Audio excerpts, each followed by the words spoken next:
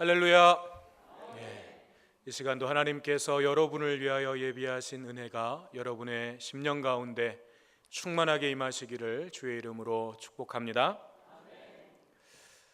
지난 주일 부활주일이었습니다. 부활절 예배를 드리면서 우리에게 구원과 또 부활의 소망을 주신 하나님을 찬양하고 영광을 돌렸습니다. 세례와 성만찬도 있었고요, 또 부활절 계란도 함께 나누면서 주님의 부활을 기념했습니다. 그런데 문제는 많은 그리스도인들이 부활신앙을 부활절을 위한 하나의 교리 정도로 생각한다는 것입니다. 주님의 부활에 대해서 온전히 믿지 못하거나 1년에 한 번 정도 부활주일에나 생각해보는 그런 주제로 부활을 생각하는 경우가 많다는 것입니다. 주님의 십자가에 대해서는 우리가 자주 생각하고 또 묵상하지만 부활에 대해서는 그 중요성을 제대로 인식하지 못할 때가 있습니다. 물론 우리의 죄를 대속하시기 위한 주님의 십자가가 얼마나 중요한 것인지는 두말할 필요가 없습니다. 하지만 주님의 부활이 없었다면 십자가는 그저 2000년 전 저 유대 땅에 살았던 한 젊은이의 억울한 죽음에 불과할 것입니다. 저주와 죽음의 형벌을 상징하는 사형 도구일 뿐일 것입니다. 그러나 죄와 사망의 권세를 이기신 주님의 부활이 있었기에 십자가는 오늘 우리에게 구원과 승리와 영광의 상징이 될 수 있는 것입니다. 그러므로 우리가 주님의 부활을 온전히 믿고 부활 신앙이 우리 안에 굳건하게 세워질 때 우리는 삶의 여러 가지 어려움과 고난 속에서도 낙심하지 않고 절망하지 않고 우리가 이 믿음의 길을 걸어갈 수가 있는 것입니다. 아까 우리 안영식 장로님께서 기도해 주셨듯이 우리가 십자가의 길을 걸어갈 수 있는 근거는 우리가 그 고난의 길을, 그 헌신의 길을, 그 순종의 길을 걸어갈 수 있는 원동력이 되고 근거가 되는 것은 우리 안에 얼마나 부활신앙이 확고하게 자리 잡고 있느냐, 세워져 있느냐에 따라서 달라지는 것입니다. 우리가 날마다 새롭게 하시는 하나님의 능력과 역사를 경험할 때에 우리는 그 부활신앙으로 승리하게 되는 것입니다. 주일 예배도 그런 의미입니다. 우리가 매 주일 드리는 이 주일 예배라는 것도 그런 의미가 담겨져 있습니다.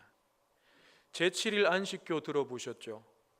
거기서는 본래 성경의 안식일은 토요일이기 때문에, 즉 금요일 저녁부터 토요일 저녁까지가 본래 성경적인 안식일이기 때문에 그때 토요일 날 예배를 드리는 것이 맞다라고 이야기하는, 그래서 그분들은 토요일 날 예배를 드려요. 그런데 그것은 전혀 성경적인 주장이 아닙니다. 만약 그들의 주장대로 토요일에 예배를 드리는 것, 그것이 성경적인 것이라면 우리는 무덤 속에 계시는 예수님께 예배를 드리는 것과 마찬가지예요. 예수님께서는 금요일에 십자가에 못 박히셨고 안식 후 첫날 일요일 새벽에 부활하셨습니다. 우리는 무덤 속에 계시는 예수 그리스도를 믿는 것이 아니라 무덤 문을 열고 부활 승리하신 예수 그리스도를 믿고 그분께 찬양과 합당한 영광을 돌려드리는 것입니다. 그것이 우리의 주일 예배예요. 그래서 교회는 주님이 부활하신 그 날을 기념해서 주님께 예배를 드리는 것입니다. 그러니 성경적으로 보면 당연히 부활하신 주님을 만나는 일요일이 우리에게는 주일이 되는 것입니다.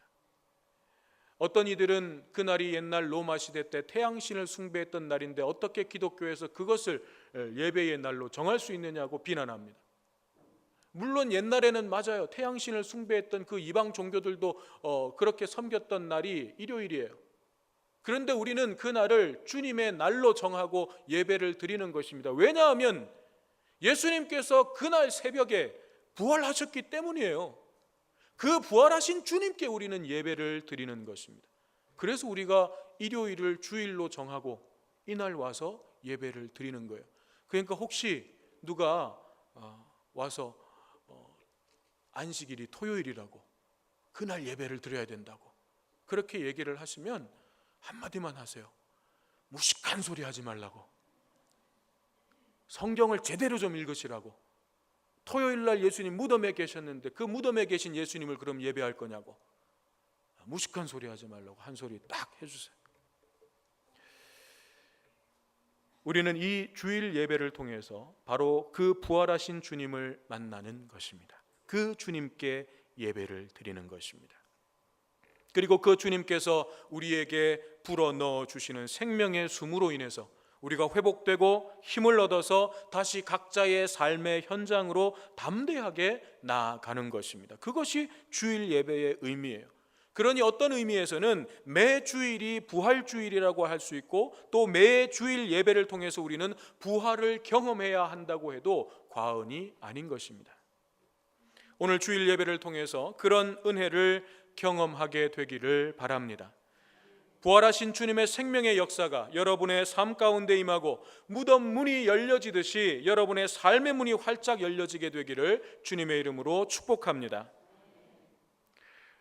오늘 본문의 말씀은 예루살렘을 떠나서 엠마오라고 하는 마을로 가고 있던 두 제자가 부활하신 주님을 만남으로 그들의 믿음이 회복되고 마음이 뜨거워져서 다시 예루살렘으로 올라가게 되었다는 내용입니다.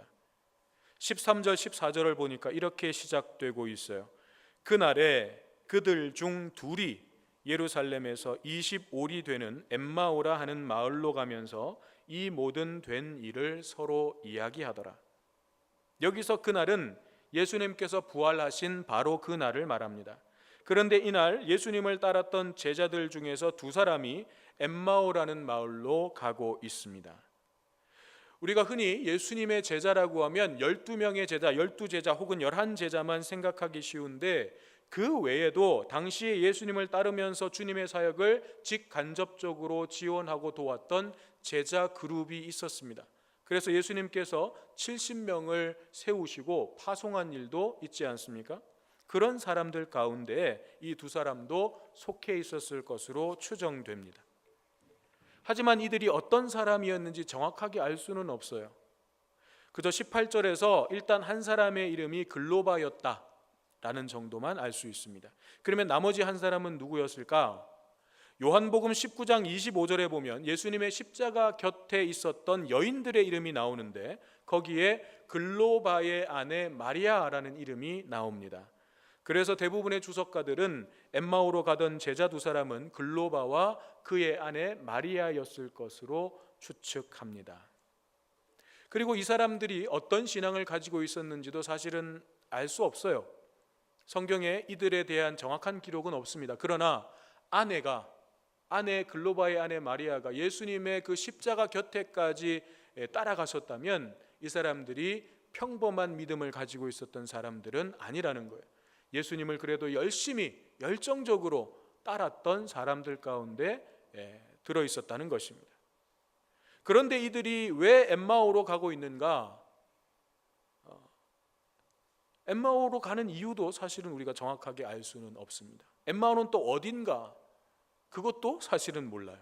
엠마오는 성경에서 누가복음 본문에 딱 한 번 나오는 지명이고 예수님의 행적이나 어떤 기적 사건과 연결된 곳이 아니에요. 그래서 정확한 위치는 알 수 없지만 오늘 본문에서 25리, 예루살렘에서부터 25리라고 했으니까 뭐 한 10km, 11km 정도 떨어져 있는 거리라고 볼 때 그리 멀지 않은 곳이라고 볼 수 있는 거죠. 그 엠마오로 이들이 가고 있습니다. 이유도 나와 있지 않아요. 뭐 그들의 집이 엠마오였을 수도 있고 혹은 다른 일을 위해서 엠마오로 가는 중일 수도 있습니다. 그렇지만 본문의 내용을 통해서 이 사람들이 어떤 마음을 가지고 지금 엠마오로 가고 있는지는 우리가 알 수 있어요. 왜 가는지는 모르지만 어떤 마음을 가지고 지금 엠마오로 가는지는 우리가 알 수 있다는 것입니다. 먼저 이들의 마음이 실망으로 가득한 마음이었습니다. 이들은 실망 가득한 마음을 가지고 엠마오로 지금 가고 있습니다. 21절에 보면 이들이 예수님에 대해서 어떤 마음을 가지고 있었는지가 나오는데 우리는 이 사람이 이스라엘을 속량할 자라고 바랐노라. 이것이 그들의 마음이었고 예수님을 향한 기대였습니다. 이스라엘을 속량할 자, 즉 이스라엘의 구원자가 되어줄 것이라고 바랬다는 것입니다. 그런데 그가 어떻게 되었다는 거예요? 그런 예수가 어떻게 되었다는 거예요. 20절에 보니까 우리 대제사장들과 관리들이 사형 판결에 넘겨주어 십자가에 못 박았느니라. 우리는 그를 이스라엘을 속량할 자로 기대했지만 바랬지만 대제사장들과 관리들에 의해서 십자가에 못 박혀 죽었느니라. 다 끝났다는 얘기죠. 이제 더 이상 예수에 대해서 희망을 걸 수가 없게 됐다는 거예요. 절망과 예수에 대한 실망의 마음이 이들 마음 가운데 역력합니다. 다음으로 이들의 마음에는 주님의 부활에 대한 소식은 들었지만 그것을 믿는 믿음은 없었습니다. 주님이 부활하셨다라고 하는 소식은 들었어요. 그러나 그것을 믿는 믿음은 아직 없었습니다. 믿음이 없으니 이들의 얼굴에 기쁨의 빛이 아닌 슬픔의 빛을 띌 수밖에 없었죠. 본문 19절에서 24절까지의 내용을 보면 이 두 사람이 길을 갈 때 옆에 찾아오신 주님을 알아보지 못하고 도대체 뭔 얘기를 그렇게 나누고 있냐고 예수님이 물으시니까 아니 예루살렘에 있었던 일을 당신만 모른단 말이요? 하고 설명해 준 내용이 19절부터 24절까지 내용이죠. 그러니까 이 두 사람은 예수님의 십자가의 사건에서부터 또 예수님이 부활하셨다고 하는 그 소식에 대해서 잘 알고 있었음을 우리가 볼 수 있습니다. 그럼에도 불구하고 17절에 나오는 것처럼 얼굴에 슬픈 빛을 띠고 엠마오로 가고 있었다는 것은 다른 제자들처럼 이들도 주님의 부활을 믿지 않았다는 것이고 주님의 부활을 믿지 못하니 예루살렘을 떠나서 그냥 자기 길을 가고 있는 것입니다. 만약 이들이 주님에 대한 부활에 대해서 주님의 부활에 대해서 확고한 믿음을 가지고 있다가 주님의 부활 소식을 들었어요. 그럼 어떻게 할까요? 예루살렘을 떠나겠습니까? 떠나지 않죠. 우리가 주님이 부활하실 것을 분명히 믿고 기다리고 있었는데 어느 날 아침 주님이 부활하셨다라는 소식이 들린 거예요. 그러면 당연히 그 주님을 만나기 위해서 예루살렘을 안 떠나죠. 그런데 이들은 그 소식을 들었음에도 예루살렘을 떠나고 있는 거예요. 무슨 말이에요? 주님이 부활하셨다는 소식을 들었지만 못 믿는 거예요. 이 두 사람은 지금 실망감과 혼란스러움이 뒤엉킨 채 무거운 발걸음으로 예루살렘을 떠나서 엠마오로 걸어가고 있는 것입니다. 그렇게 낙심한 마음과 무거운 발걸음으로 길을 걸어가고 있었는데 부활하신 주님께서 그들 곁에 가셔서 함께 동행하십니다. 처음에는 이들의 눈이 가려져서 주님이신 줄 알아보지 못했다고 했습니다. 이것은 이들이 영적으로 아직 어두운 상태에 있었다는 것이고 아직 온전한 믿음이 세워지지 않았다는 것을 의미합니다. 물론 주님께서 부활하신 이후에는 이전의 몸과는 다른 모습으로 부활하셨기 때문에 변화되셨기 때문에 곧바로 알아보지 못했을 수 있습니다. 그렇지만 보다 근본적인 이유는 이들에게 주님의 부활에 대한 확고한 믿음이 없었기 때문에 지금 누가 옆에 왔는데 설마 이 사람이 부활하신 주님일 거라고는 아예 상상도 하지 않고 있었던 거예요. 그럴 경우에 대해서는 그럴 상황에 대해서는 전혀 가능성을 열어두지 않았다는 것입니다. 그러니 옆에 누가 왔는데 그분을 주님이라고 생각할 이유가 전혀 없는 거죠. 주님을 알아볼 수가 없었습니다. 주님은 이들의 믿음 없음을 보시고 한탄하시면서 25절에서 이렇게 말씀하십니다. 미련하고 선지자들이 말한 모든 것을 마음에 더디 믿는 자들이여. 미련하고 더디 믿는 자들이여. 한글 성경에는 없지만 헬라어 원문에는 이 문장 속에 예수님의 탄식이 들어 있습니다. 아 하는 탄식, 오 하는 탄식. 그 탄식이 예수님의 탄식이 여기 들어 있어요. 그러니까 지금 이 말씀을 하시는 주님의 마음이 너무나도 답답하고 안타까운 마음이라는 거예요. 그리고 더디 믿는 자라는 말은 빨리 믿지 못하고 늦게 믿는다는 그런 속도의 의미도 있지만 저는 이것이 단순히 속도의 문제만을 예수님이 말씀하시는 것은 아니라고 봅니다. 오히려 온전함의 문제를 말씀하고 계신 거예요. 왜 빨리 믿지 못하느냐의 문제보다 왜 온전히 믿지 못하느냐라는 의미가 이 속에 더 많이 담겨 있는 거죠. 그러니까 더디 믿는 자라는 것은 온전히 믿지 못하는 자라는 의미로 바꾸어서 말할 수 있는 것입니다. 엠마오로 가던 두 사람뿐만 아니라 당시에 11 제자를 비롯해서 주님을 따랐던 많은 사람들의 믿음이 그랬습니다. 선지자들을 통해서 특별히 이사야 53장에서는 매우 구체적으로 고난받는 종 그리스도의 고난에 대해서 말씀해 주셨고, 예수님도 자신의 공생의 사역을 하실 때에 십자가의 죽음과 부활에 대해서 누차 말씀해 주셨음에도 이 사람들은 고난을 통해서 영광에 이르는 주님의 길을 여전히 이해하지 못하고 있었습니다. 또 죄와 사망의 권세를 이기고 승리하신 주님의 부활을 마음으로 온전히 받아들이지 못하고 있는 것을 보신 것입니다. 그래서 주님의 마음은 너무너무 답답하셨어요. 안타까우셨어요. 오늘 우리의 믿음은 어떻습니까? 우리가 십자가의 고난 없이 부활과 영광만을 바라본다면 이 또한 주님의 마음을 답답하게 하는 믿음일 것이고, 주님의 십자가는 믿는데 거기에만, 그 십자가에만 머물러 있고 부활과 승리와 영광에 대해서는 믿지 못한다면 이 또한 주님의 마음을 답답하게 해드리는 믿음일 것입니다.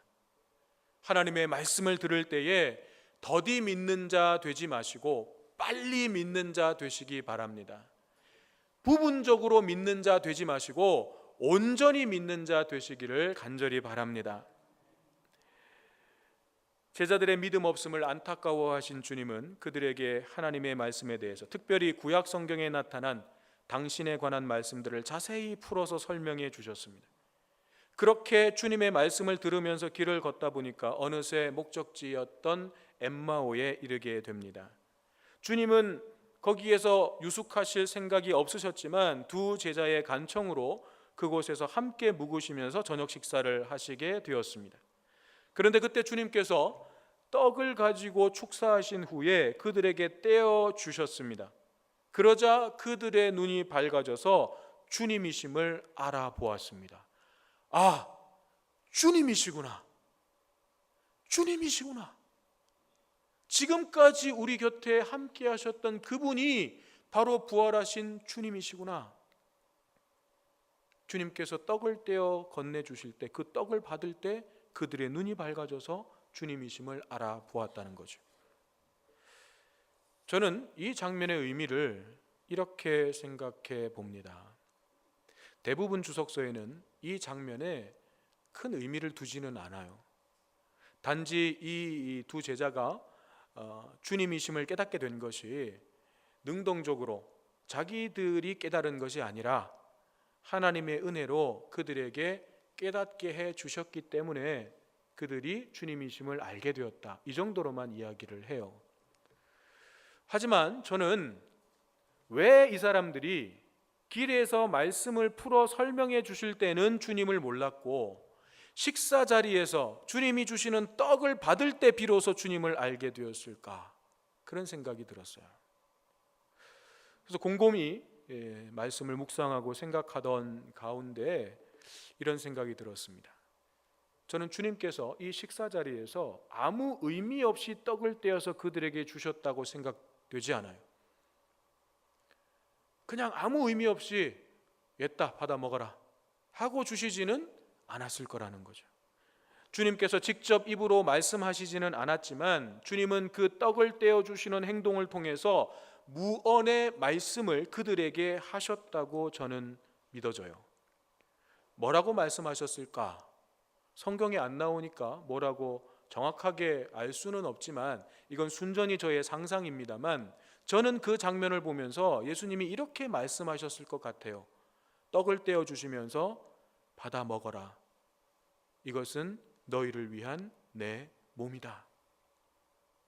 그렇게 말씀하시면서 주셨을 것 같아요.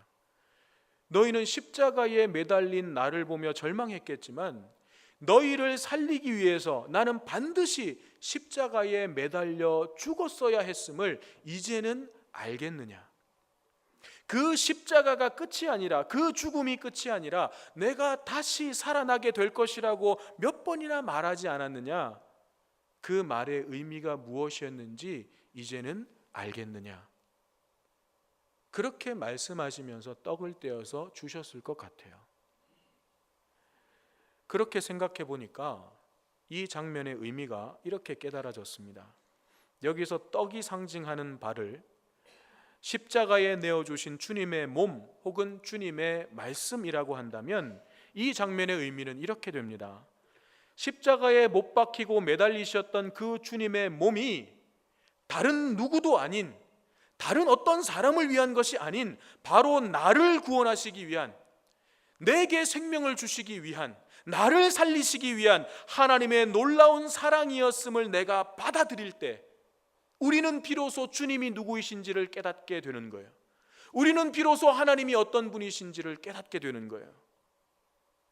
우리가 하나님의 말씀을 다른 누군가에게 주시는, 그냥 일반적인 모든 인류를 위해서 주시는 좋은 말씀이 아니라 지금 이 순간 바로 나에게 주시는 하나님의 말씀, 지금 내게 말씀하시는 살아계신 하나님의 말씀으로 내가 먹을 때, 내게 주시는 생명의 양식으로 내가 받아 먹을 때 우리는 비로소 주님이 누구이신지를 깨닫게 되는 거예요. 비로소 우리는 하나님이 어떤 분이신지를 깨닫게 되는 것입니다. 이 두 사람은 저녁 식사 전까지 주님과 함께 걸으면서 말씀을 들었어요.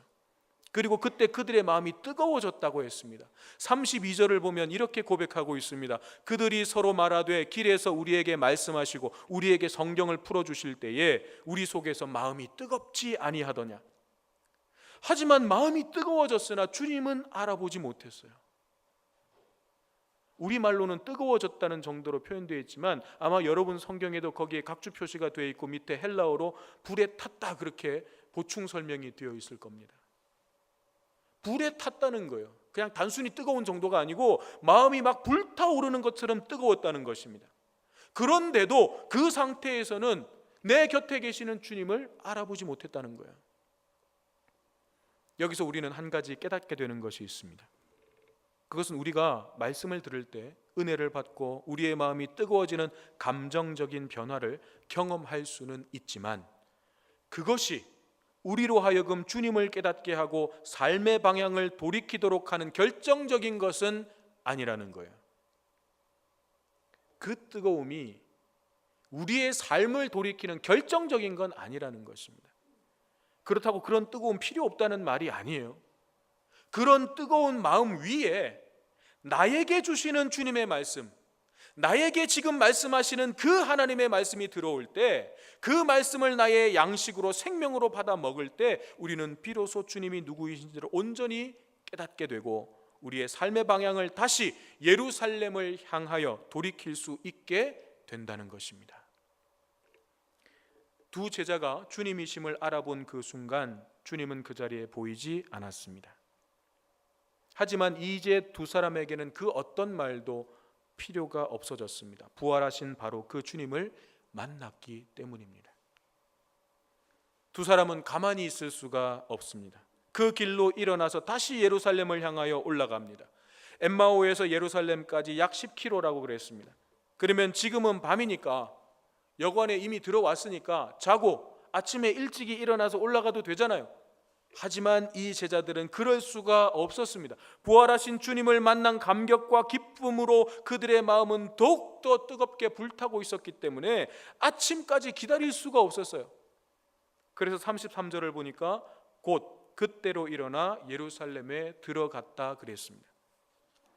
낙심한 마음과 무거운 발걸음으로 엠마오를 향해서 터벅터벅 걸어가던 제자들의 발걸음이 다시 예루살렘을 향하여 방향 전환을 하게 되었습니다.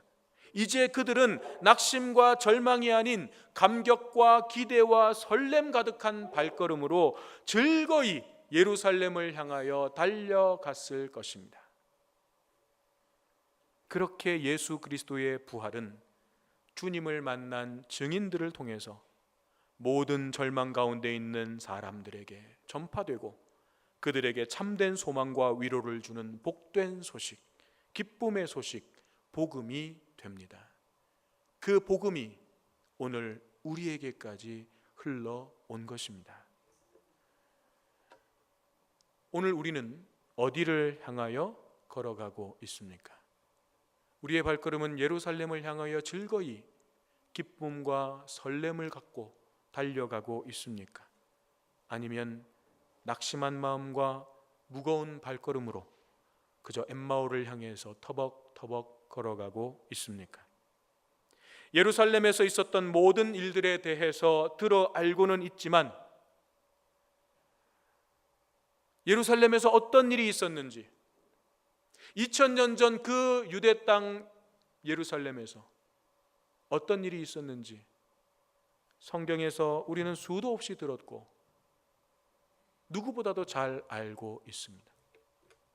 그렇지만 2000년 전 십자가가, 2000년 전 부활이 도대체 내 오늘의 삶과 무슨 관계가 있는가? 그것이 내 삶에 도대체 무슨 의미가 있는 것인가? 이런 것은 전혀 알지 못하고 깨닫지 못하고 나와 상관없는 사건으로 여기면서 엠마오를 향해서 걸어가고 있지는 않습니까? 간절히 바라기는 지금 여러분 곁에 동행해 주시는 그 부활의 주님을 만나고 깨달아 알게 되시기를 바랍니다. 주님의 말씀에 귀를 기울이고 그 말씀 속에서 바로 내게 주시는, 나에게 주시는 하나님의 말씀을 듣게 되기를 바랍니다. 그 말씀을 나의 생명의 떡으로 알고 먹게 되기를 바랍니다. 때로는 거친 말씀, 쓴 말씀, 씹기도 너무너무 힘든 말씀을 하나님께서 넣어주실 때도 있을 거예요. 그렇지만 뱉어내지 마시고 그 말씀을 꾹꾹 씹어서 삼키고 내게 주시는 말씀으로 먹으시기를 바랍니다. 그리하여 우리의 발걸음을 다시 예루살렘을 향하여 돌이키고 기대와 설렘 가득한 발걸음으로 이 믿음의 길을 달려가게 되기를 바랍니다. 그리고 그러한 우리의 삶을 통해서 부활하신 주님의 증인이 되는 우리 모두가 되기를 주님의 이름으로 축원합니다.